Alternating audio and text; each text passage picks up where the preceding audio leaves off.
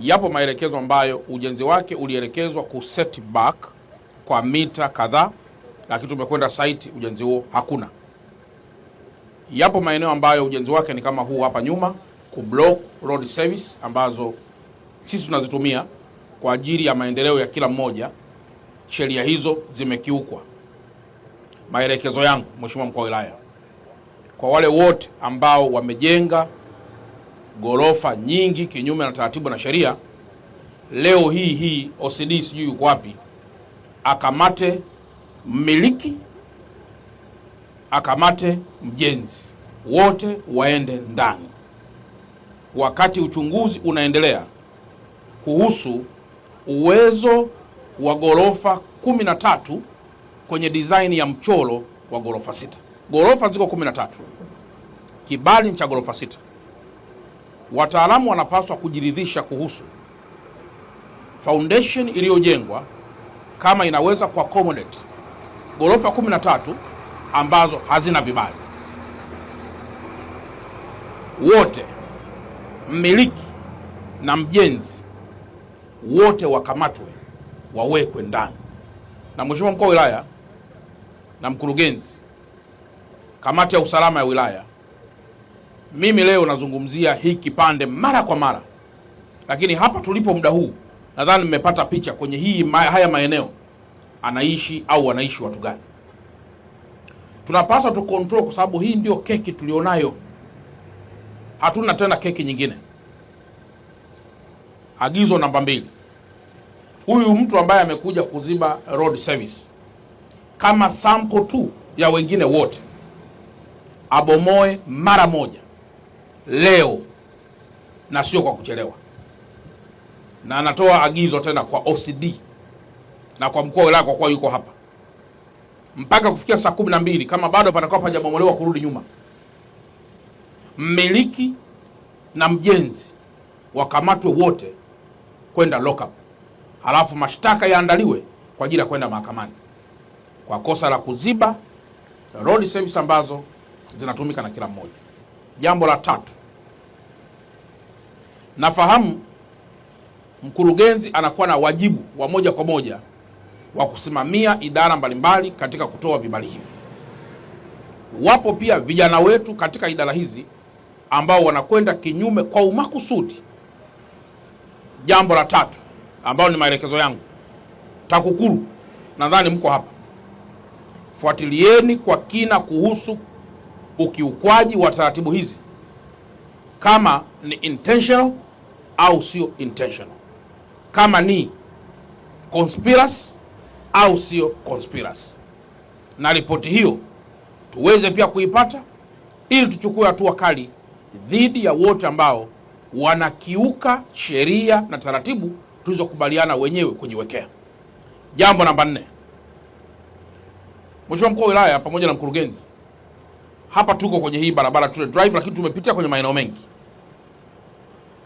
Mwaka 2027 Dar es Salaam tunajiandaa na AFCON. Naomba nirudie tena, tunajiandaa na AFCON. Hatuhitaji uholela wa jambo lolote. Leo hii barabara tunaipanua, barabara hii ya Tule Drive.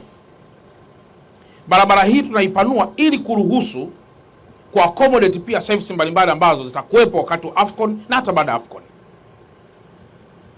Upande wa mbele hapo kidogo tuna kiwanja cha farasi, lakini hapo barabarani pia tuna beach nzuri sana ambayo inaitwa Coco Beach.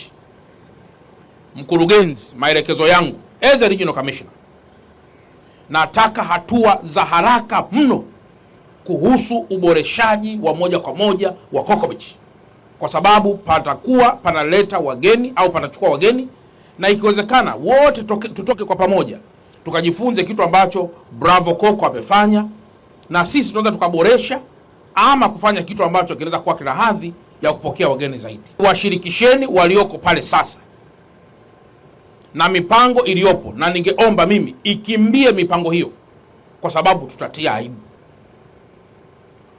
Pamoja na Coco Beach, mkuu wa wilaya na mkurugenzi, nataka pia tuandae tukio, mniandalie tukio lolote lile, twende kwenye beach moja inaitwa Ununio Park. Nafikiri unapafahamu. Pale Ununio Park kuna mwenzetu pale mmoja amewekeza. Nataka tukaangalie ile beach ilivyo nzuri kule pembeni, alafu mniambie beach zile leo ziko sehemu gani tena. Kwa hiyo beach hiyo na beach zingine zote tuzitunze kwa sababu ya hadhi ya eneo. Kwa mkurugenzi, andaeni hilo andiko lenu mara moja, tuwasiliane mara moja, na mimi mwenyewe kwa mamlaka pia nilionayo as a regional commissioner nitamuinform Mheshimiwa Rais mipango miema na mizuri inayohusiana na masuala ya redevelopment katika masuala haya ya ukanda wa bahari kwa ajili ya wageni ambao wanakuja. Jana tumekuwa na mkutano wa Africa 50. Wageni wake kwa 40% wote ambao walitaka kutoka nje na mahoteli yao walikuja Bravo Coco. Kwa nini walikuja pale? Ni kwa sababu pamewekezwa.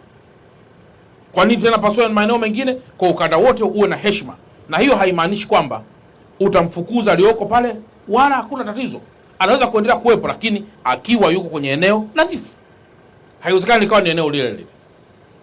Agizo langu namba 4 au namba 5 kwa wakuu wa wilaya wote kuendelea kusimamia taratibu na sheria zote, na hasa katika kipindi hiki ambacho tunaendelea katika masuala ya mustakabali mzima wa kujenga miji yetu katika hadhi ambayo imekusudiwa.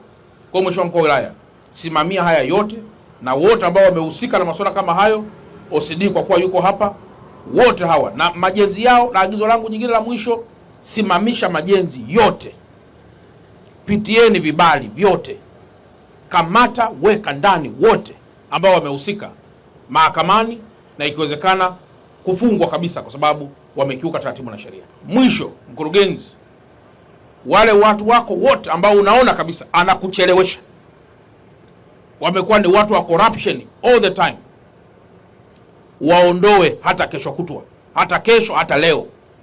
Nipe majina yao, tuwasiliana katibu mkuu wa TAMISEMI, wataletwa wengine wenye nguvu, wenye weredi, wenye nidhamu, wenye maono, wenye teknolojia, wenye ubunifu, ili waweze kuendeleza na kukusaidia pale ambapo wewe unaendelea au mkoa wao unaendelea, ili pia muweze kuungana katika kuleta uzuri ama kubeautify zaidi maeneo ambayo tunayo. Na hili eneo hapa tulilopo hapa Tule Drive, mkurugenzi, mnapotoa vibali ulizeni pia eneo hili, mtu akija kujenga ghorofa 10 ana block upepo wote ambao unakwenda huko nyuma. Kwa huko inatakiwa kama iwe ni G+4, ni G+2, ni G, kulingana na sheria. Sheria zipo, zifuatwe zile sheria. Vinginevyo hapo utapata ghorofa 20, alafu kule nyuma utapata ghorofa 3, unakuwa umeharibu kabisa viwanja vyote hivi. Sisi hii iko kwenye beach, iko kwenye bahari kabisa. Upepo wote ukivuma ukipiga kwenye haya magorofa hauwezi kwenda nyuma.